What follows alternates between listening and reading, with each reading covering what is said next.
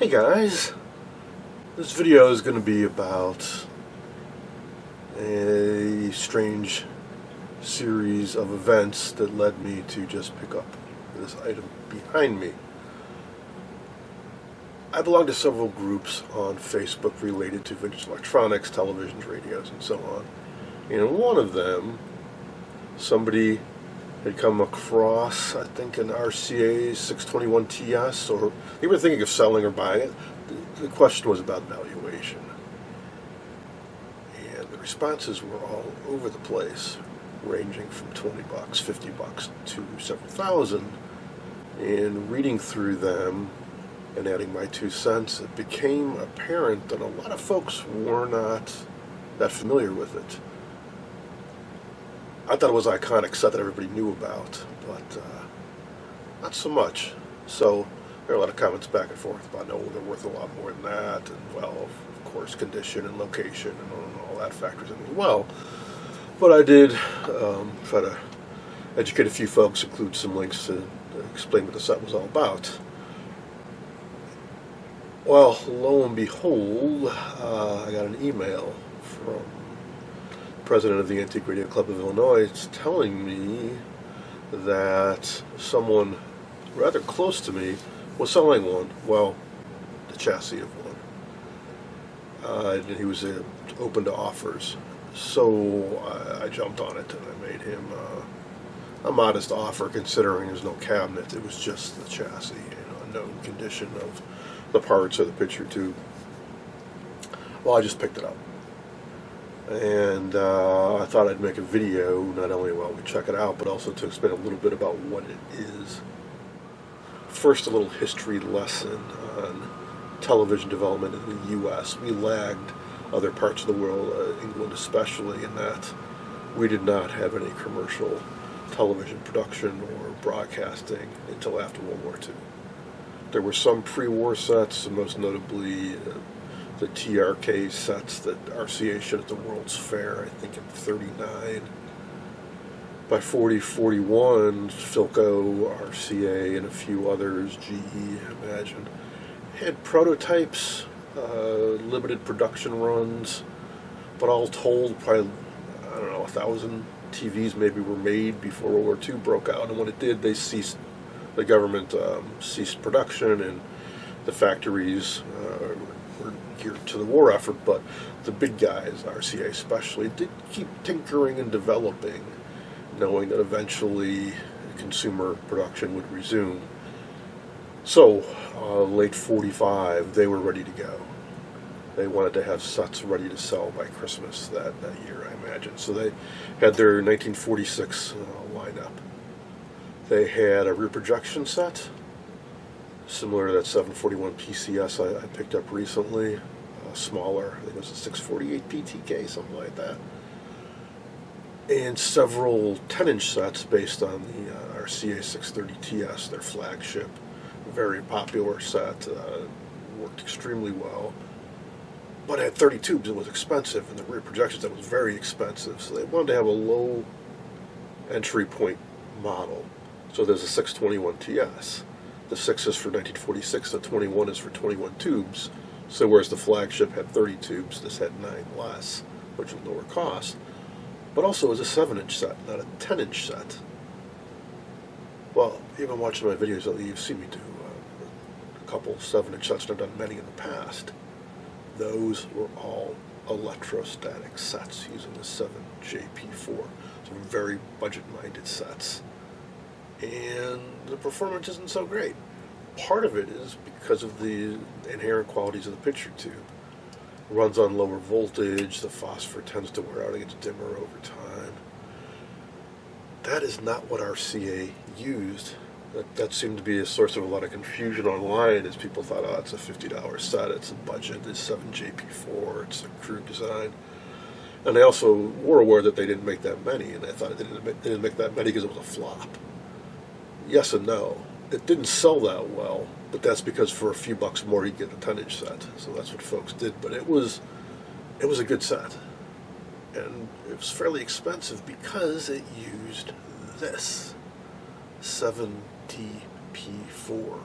the only set to use this CRT. It's not electrostatic. It's a magnetically deflected 7-inch set. Only RCA used it. Only that set used it. These picture tubes are really hard to come by. There's another really cool feature about this CRT. Electrostatic focus. I think it was the first CRT made to use electrostatic focus. So one of these pins has, I think, a little over 1,000 volts.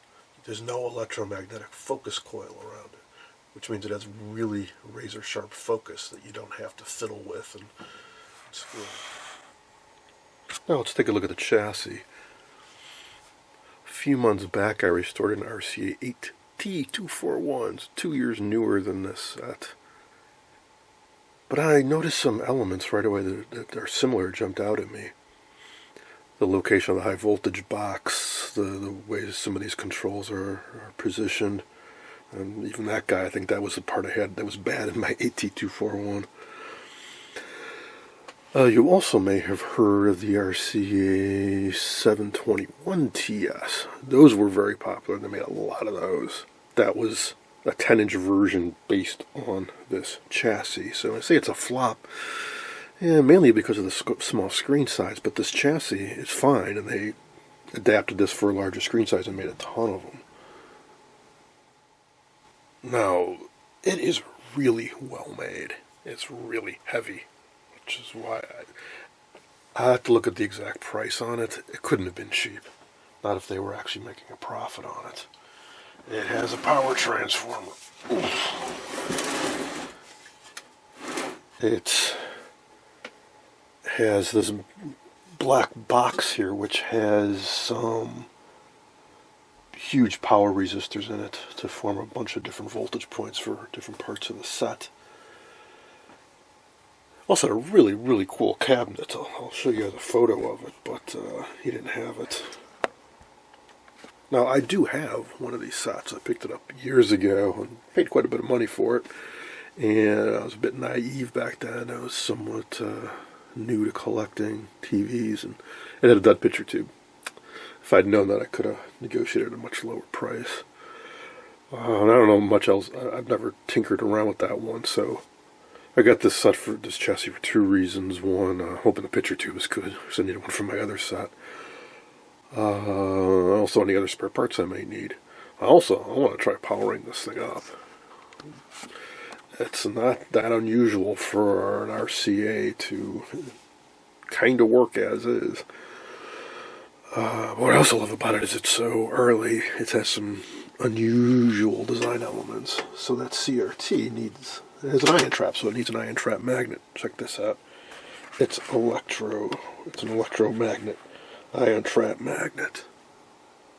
So rather than the permanent type, like this guy, there are coils on there, and the focus, sorry, it's not focus. I don't know what they call the control, but I believe there's a variable control for that somewhere in the back of the set to adjust the magnetic strength of the ion trap magnet. Oh, and right next to it, the 6H6. So whereas every set uses a 6AL5 for the video detector, this uses a 6H6 dual diode. Really compact design. So how do they save in 9 tubes versus a higher end model? Less IF stages. Look at this, there's not a whole lot of IF transformer stuff going on. Probably just TIF stages. Sorry for the interruption. I was wondering why is the picture tube removed.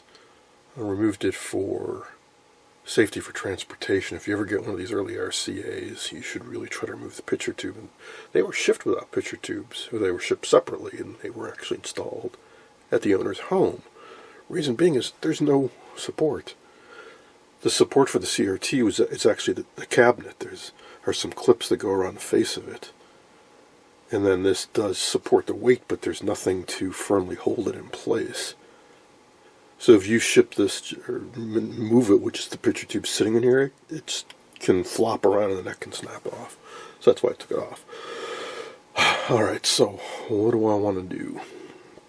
Well, I'm going to flip this up, we're going to take a look underneath. If I don't see anything that concerns me, well, I'll test the picture too. Although, no, I won't. No, I'll think about it. What I was thinking about doing is just reinstalling it and just seeing what happens. But I want to power it up without the 5U4 rectifier installed, so there'll be no B+, no positive supply, anything, just the tubes light up. And then we'll crack out the Variac and slowly power it up and hope we can reform the caps enough to get something. I've never seen one of these sets operate in person. I've never seen the CRT operate in person. I've just heard it's fantastic. And I do kind of wish I'd taken some reference photos because I need to reinstall this the right way. I think it went like this. Otherwise the wires would get really contorted. So yeah, I'm pretty sure it was like that. Which means the larger magnet was towards the back.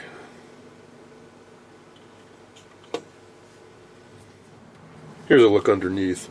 That looks to me to be all original. I don't see anything charred or smoked or missing or chewed up. Yeah, there's the focus coil, so that's going to be a high voltage pot, so they got some beefy wire going to that, and it's mounted on a phenolic strip for insulation. Yeah, so I was smack in the middle of working on another chassis. So you got to clear the decks. I want to play around with this a little bit. I'm not going to start restoring it right now or by any means. And that's another question is, I have to figure out which chassis I want to restore. So at some point I'll pull my set out of storage and I'll compare the two. So if this chassis is in better condition, maybe I'll go with this one. Let's take a little look at the back here. Oh, that's a low serial number. 6034. I've heard various estimates. They may have made 17,000, 21,000 or so of these. I think the problem is that the production numbers are lumped in with all the RCA sets that didn't separate this one out. But they didn't sell for very long. Just less than a year. So, at any rate. So you got vertical linearity, horizontal drive, height, vertical centering, horizontal centering, and focus. So happy these labels are still here. They're like they printed it onto some gray paper and just glued them on the back.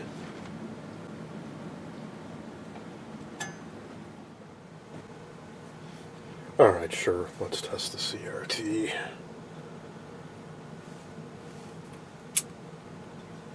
And here we go. Please light up. Please light up. Yes, yes, yes. Filament is lighting up. Oh, and we have a neon light. We have 2 neon lights. Fantastic. Means we have emissions and we don't have shorts. And we have, well, yeah, filament continuity, of course. So now the question is, how good are the emissions and do we have cut-off control? Okay, emissions are weak, but I've only had this thing on for a few seconds. Might not have been on for over 70 years. Cutoff. Yeah, we do have cutoff control. Excellent. I expect this will end up in the green. We'll give it a few minutes. Yeah, fantastic. So, yes, we can proceed. Well, I want to apply power to this puppy. How am I going to do that? It has the original cord, but yeah, I don't want to trust that. It's bonded right to this, so we have to remove this. Oh, one screw missing. Somebody's been in there at some point. So we have to open up that box. And then I'll have to leave this cover off while I plug in a cheater cord eventually. I'll replace that, but I'm not going to do it right now. Date code on the CRT is 709. Assuming that's date code, so it'll be the 9th week of 47. So maybe they made these sets a little longer than we think. Could be a replacement, I suppose. Alright, yeah, there's a lot going on in there. 1, 2, 3, 4 tubes. So it'll be a 6BG6, a 5V4 damper, 1B3 high voltage tube, and it's probably a 6S77. need to put the horizontal oscillator tube inside the box. There's bumblebee cap. All looks fine, correct, original. So who want to remove this guy? Clip on the bottom, I gotta push down, pull it up. RCA tube, 11/7, so 11th week 47. So what's odd is that these are original tubes, and I'm reading that right, they were made in 47, but this has a low serial number, and this was introduced in late 45. So it doesn't really mesh.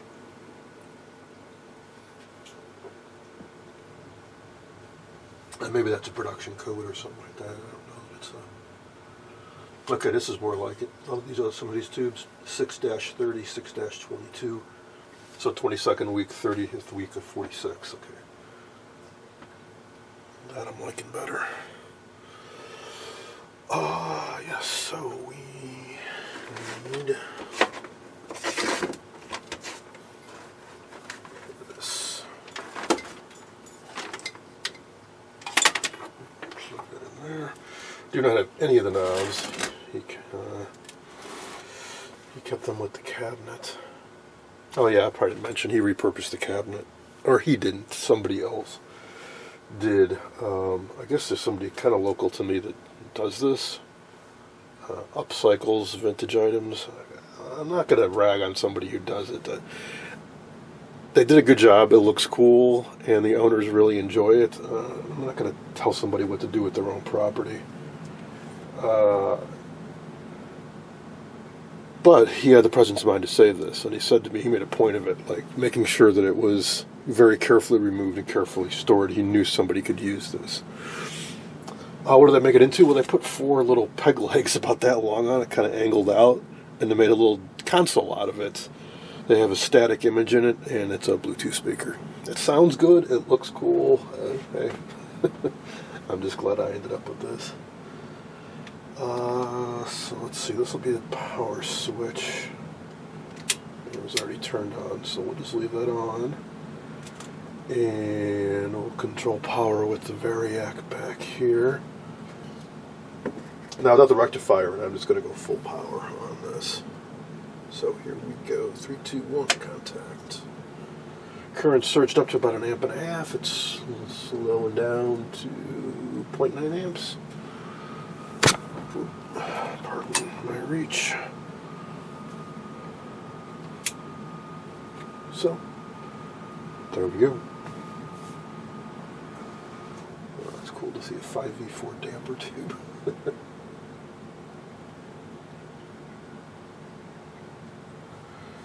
Alrighty. So,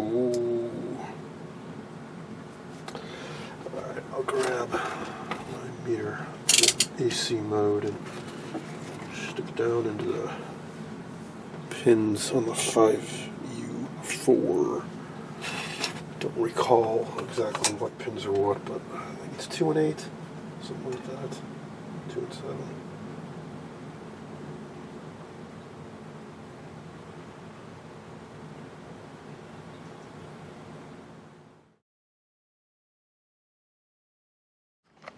Alright, 2 and 8 filament is 4 and 6 plates, so let's check filament juice.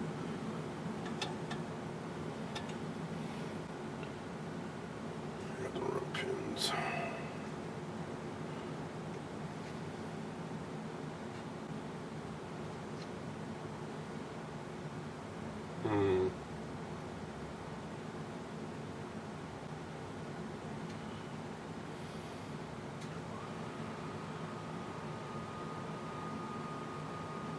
Okay, 5.2 volts. I'm just not making good contact.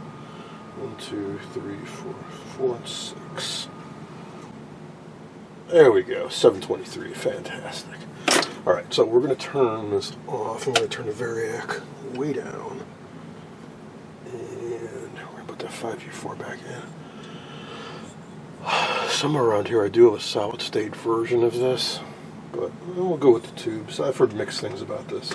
So if you put in really low AC voltage, you're going to have way less than 5 volts on the heater of the 5U4, which means it's not really going to be conducting, which means it's not going to be getting voltage to the caps until you get to several volts. You don't get the full 5 volts, but this will be restricting the power getting to the set at lower voltages. If you put in some solid state rectifiers, they don't have that issue. I just haven't seen it in a long time. Let me poke around, see if I can find it. I just couldn't find it, so we'll just go with this. And another way to do it is to apply power individually with an external power supply to each capacitor section. There's a lot of caps in this. I'm not going to go through that. Alright, so variac low. Let's go for it. Only got about 10 volts AC. And so what I'll do is I'll monitor the current draw, and over the course of 15-20 minutes, slowly increase it. I don't expect anything to really happen until it gets about 100 volts, 90 volts. Up to about 85 volts, and the sets are really starting to sound angry. There's very loud buzzing coming from the flyback area. If I put a fluorescent bulb, I get a little bit of glow.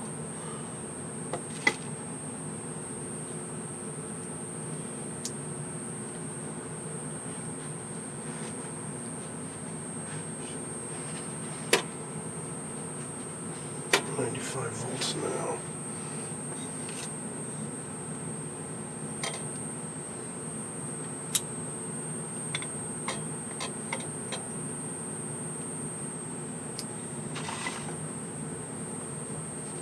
Current draws up to about 1.15. 100 volts now. Oh, it's getting brighter. Oh, the 1B3 is glowing. A little purpley, maybe gassy.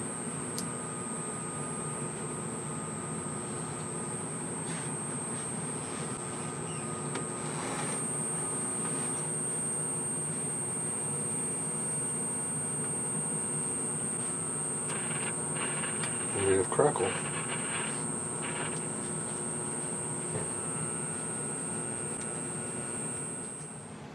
We'll try with the CRT now. The loud hum we've been hearing is coming out of the speaker. So there's a lot of hum getting into the set. Should draw about 1.8 amps when fully operational. I gotta look up what the front of one of these looks like too. I don't know what the controls are.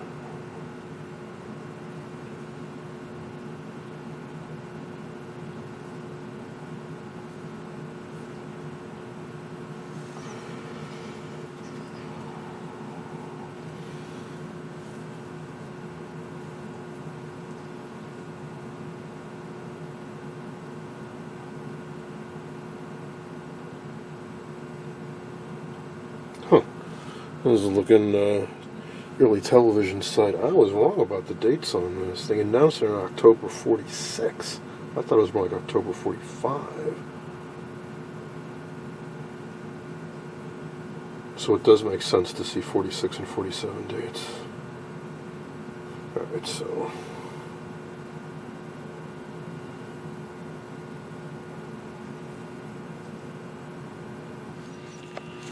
Alright, we're about up to full power now, and nothing on the screen. The 1B3, it's kind of purple-orange glowing. I don't like that, so I'm going to try replacing it.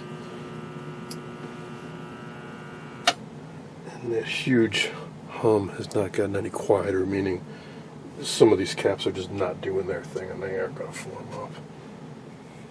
It's hard to say if they're getting warm because they're all covered in cardboard. Alright, new 1B3 installed, here we go. One thing I don't like is this isn't really getting warm.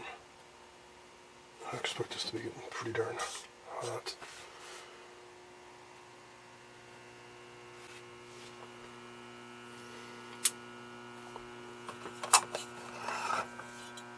Okay, no purple glow in the high voltage rectifier this time.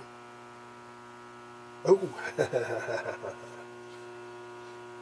we have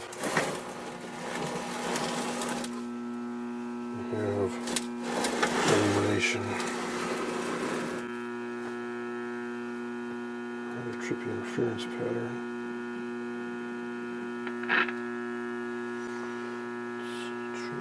Ion trap on.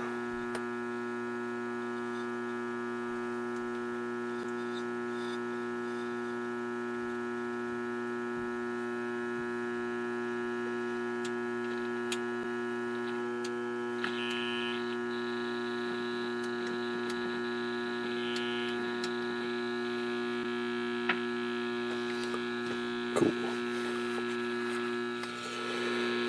So it sure doesn't look like these caps are forming up.